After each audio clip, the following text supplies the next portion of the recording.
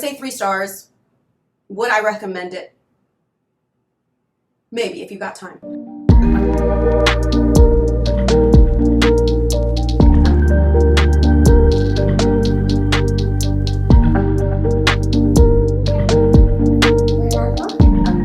Hey there, and welcome back. My name is Dini, and today I'm going to be giving you a rating and review of the 8 books that I read on personal development in July. Some of the books I loved, some of the books I hated. I'm going to be giving you my key takeaways from each and what I believe will help you guys the most. So without further ado, we're going to get started with the worst book that I read in July. The worst book I read in July was The Dark Side of the Light Chasers. It was very hard for me to give you guys a takeaway of this book, but if I had to say one takeaway, it would be to embrace parts of yourself that are easily perceived from the outside world and maybe even from yourself as a negative. For instance, being a perfectionist is something that could be perceived as a negative thing. But if you take that perfectionism and apply it to something like taking action, then it can be perceived as a good thing. I would not recommend this book. And if you watched my last video, you know a little bit more about why. But yes, that was The Dark Side of the Light Chasers by Debbie Ford. I did not like it, and I would rate this -5 stars. The first book that I read was actually Super Extractor by Gabrielle Bernstein. And this book talked a lot about the importance of understanding and managing your feelings and the impact that that plays in manifestation. Basically, the idea is that you have to feel good to be able to attract good things or do good things. Because if you feel bad, what are the chances over time you're going to be able to do good? And so I rated this book 2 stars. And would I recommend it? It's fine. I've read a lot of the source material or inspirational material that she's read, so for me it was good reminders, and some of the suggestions that she makes in this book I also think are a little bit dangerous and wonky, so for that reason I wouldn't necessarily recommend it. With this book, I had a specific intention. I knew that there were going to be things that I disagreed with, and I knew that this was going to ignite a fire in me reading it, and so that's part of the reason that I read it. For my intention with reading the book, I would say that this was 4 stars. The actual content of the book I would say is 2 stars, but I will give you my favorite takeaway and reminder from this book. And it says, those who are certain of the outcome can afford to wait and wait without anxiety. And I really love that quote. And it just reminds me that there's no need to worry. When you know, you know. It's like, I know Christmas is coming December 25th. I don't need to worry about that. And so bringing that to the vision that I have for my life and the things that I desire to bring in my life, it's like, when you know, and you can relax. And just know that all things are going to work together for the good of those who love him, if you love him. Anyway, I digress. That is this book. I would say 2 stars. Yeah, I'll give you guys a full rating ranking at the end, but just know that The Dark Side of the Light Chasers was easily the worst book that I read in July. The next book that we have is The Seed of the Soul by Gary Zukav. It was an interesting book. I know that this is one of Oprah's favorite books and that she recommended it. I found it interesting. My takeaway from the book wasn't necessarily content that the book gave, but it was the idea of aligning the conscious and the subconscious mind. That was one takeaway for me. And also, as a Christian, the idea of aligning myself with the model being Jesus. So one cool thing that I was reminded of with this book is actually giving away your power. So it says, anything we fear to lose, a home, a car, an attractive body, an agile mind, a deep belief, is a symbol of external power. What we fear is an increase in our vulnerability, the results from seeing power as external. So basically what I take away from that is anything that we have a fear about, oh my gosh, if I lose this, if I lose that, we're giving that our power. And that can't be greater than us because it's a part of us. So I had to work around to try to get something out of this book because on its face, I didn't get much. But yeah, this book was about the concept of a personality or your ego and your soul being this all-loving thing that when you align your personality or ego with your soul, which can reincarnate and has made contracts in other lifetimes, when you align it with that, then, that is true power. And yeah, overall, I would say it was overly complicated, lacked a foundational point that I saw. And yeah, that's pretty much all I've got on this. I would rate this 1.5 stars. And that's The Seed of the Soul by Gary Zukav. Would I recommend anyone read it? Not necessarily. No. The next book I'll talk about is Bamboozled by Jesus. And I would rate this book 3 stars. At the end, she gave some interesting takeaways on taking action and how what she realizes now as a successful actress and people who talk to her is there's a few things that stops people from being successful from her point of view. One of them is validation, needing outside validation. And I heard a quote once that I think is really impactful as it relates to this, which is, you have to believe that the vision is for victory before anybody else validates it. So that was a point that she reminded me of with that. And then she talks about needing someone to co-sign. So you need someone to like co-sign, and because you're unaware of your strengths. So that being aware of your strengths I thought was impactful. And then the other thing that she said was basically constantly being in a state of preparing. You're always reading, you're always learning something, you're always planning, but you're never doing. And so this was just a great reminder for me to like take action. Those were my biggest takeaways from this book. Take action, do something. Don't just talk about it, be about it, so to speak. So that was my main takeaway I got from this book. There were a lot of references in the same way that Super Attractor referenced a lot of other source material that I'd already read. She referenced a lot of sermons that I've read, a lot of authors that I've read. And so it was good reminders, but it wasn't really aha moments. But getting to her taking action point, I really did enjoy that with this book. We got Spiritual Partnerships by Gary Zukav. I did enjoy this book more than The Seat of the Soul. Again, I do feel like it lacked a foundation, so to speak.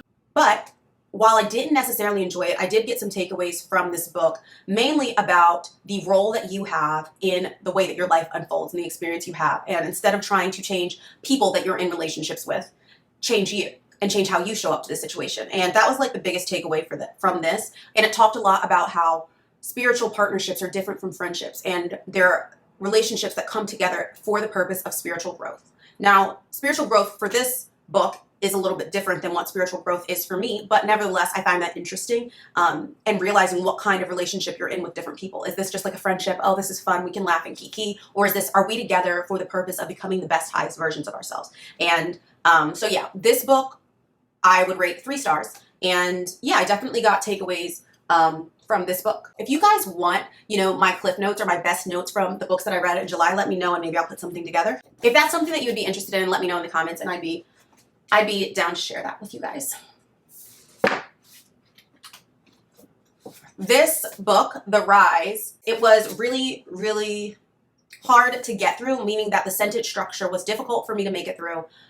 But once I made it through, I did get gold nuggets. It definitely helped me reframe failure, because I'm somebody who takes failure to heart, or in the past, I've been someone who's taken failure to heart. And this book helped me stop doing that so much and to really see failure for what it is, feedback. Failure is a stepping stone to success. And this not only helped me remember that, but gave me more of a well of understanding for why that is and the role of failure. And it talked about grit, and, which is basically like staying power, and not staying with something you shouldn't be staying with, but staying with the right things. And overall, would I recommend this book? Yes, but you also have to be prepared to make it through like the longest sentences you've ever read in your life, and through analogies that potentially last like a page and a half too long. But it's worth it, and I definitely got gold and gems out of this book, and I would rate this book 4 stars. The next book we have on the list is The Unfolding. This book was really good. It's about uncertainty and the role that it plays in our lives, and the reaction that we generally have to it, and a reframe for that. Because a lot of times not knowing what's going to happen when will stop us from doing anything that we can do. And this book is basically a good way to remember to not give up what you do have control over, which is how you show up and what you do when you show up, because of things that you don't have control over, like what's going to happen when you show up. And so it's just a great reminder. It's 36 pages. I literally bought another copy of this book before I even finished reading it, and I will be reading this book every month because it is so good. So yeah, that is The Unfolding. Let me give you guys my favorite takeaway from this book and my rating. Not only was this book so impactful in only 36 pages, it was just amazing. The only reason, okay, so I would rate this book 4.5 out of 5 stars. The only reason I'm taking off a half of a star is because there are things that I wish it would have gone deeper on, that it didn't. But that's okay, because I'm going to go do my own research. But if it would have just gone a little deeper, that would have been great. But yes, I absolutely love this book. Let me see. I will read a quote from it. If uncertainty could talk, it would say, "Don't use me as an excuse to go into a holding pattern. And don't assume helplessness. Control the controllables." So I really like that. If uncertainty could talk, it would say, "Don't use me as an excuse to go into a holding pattern." I thought that was really powerful. And it frames uncertainty as something that is happening with you, not happening to you. So what uncertainty is and the impact it has on your life depends on how you show up to dance with it, so to speak. That was The Unfolding. And then The Quantum Leap Strategy is the last book that I read. And this book I rated 4 stars. Also, it was really great. It was about taking action, but not just taking any action, taking uncommon action so you can get uncommon results. And if you want a quantum leap, what it looks like. It's not just forcing it and putting your head down. That's not going to get you a quantum leap. It might get you somewhere, but it won't necessarily get you a quantum leap because you're doing the same things that you've always done. And so it'll get you some results. And you know, it's not always about doing what you do best. Sometimes it's about doing something differently. So one of the quotes or key takeaways that I marked off from this book is, you're supposed to be changing gears instead of doggedly doing the same things with more vigor and determination. It also says, harder is not automatically better. Your level of effort doesn't matter as much as the kind of effort. In other words, what you do is more important than how hard you do it.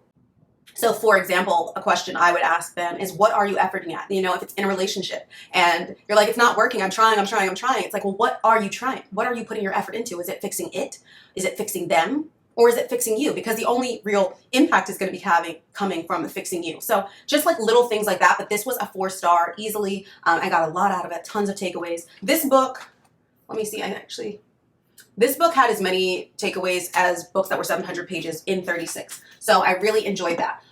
To give you a rundown of all the books that I read in July, in order, the worst book that I read in July was The Dark Side of the Light Chasers. The second worst book would be The Seed of the Soul. So I rated this -5 stars, The Dark Side of the Light Chasers. That was the worst book I read in July.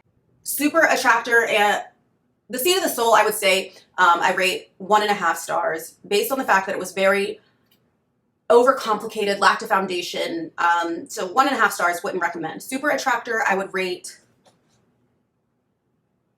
2 stars, 2.5 stars maybe. Would I recommend it? It's fine. I would just say not to take all of the suggestions to heart. If you haven't read some other books about like manifestation, then it's okay. It's okay. Talks about the importance of feeling good, which I do believe is important. I don't believe that it's as important as this book makes it out to be. So yeah, I would say 2.5 stars. Read it or don't. I think that my notes on it might be a little bit better than the book itself. Up next, we have Bamboozled by Jesus. I would give that 3 stars. It was fine. At the end, we got a little bit about taking action that I thought was impactful. Spiritual partnerships, once I reorganized how it was, for the content in the book itself, I'd probably say 2.5 to 3 stars. I got a lot out of it by reframing it as it was coming in. But yeah, I would say 3 stars. Would I recommend it? Maybe, if you got time. Yeah, so that brings me to the top 3. So the top 3 books that I read in July, we've got The Rise. That book was really good.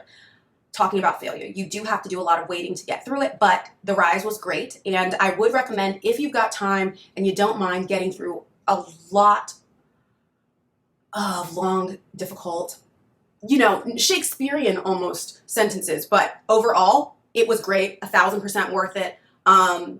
Then we've got The Quantum Leap what did I say? This book was 4 stars. The Quantum Leap Strategy, also 4 stars. Really great, really easy to get through. I ordered another copy of this as well. And then my favorite book that I read for me in July was The Unfolding. I absolutely loved it. And yeah, I would 10 out of 10 recommend. I'll probably be reading it every single month for I don't know how long. And The Quantum Leap. And again, when it comes to these books, it's not just about reading. So I didn't just read them. I have copious notes. I have actions and things that I plan to take away from reading them. So I didn't just read them and now I've read the books to say that I've read the books. But yeah, I've got like action items and things that I am going to implement based on the books that I've read this month. But this is my July TBR complete ranked. And yeah, I hope that you found this helpful. If you plan on reading any of the books, let me know in the comments. If you've read any of them and your thoughts, let me know in the comments. If you would like for me to give you guys my own little cliff notes of the books I read in July, let me know that as well. And yeah, that's all I've got for today. If you like the video, give it a like. If you dig the vibes, you can subscribe. That's all I've got for today, guys.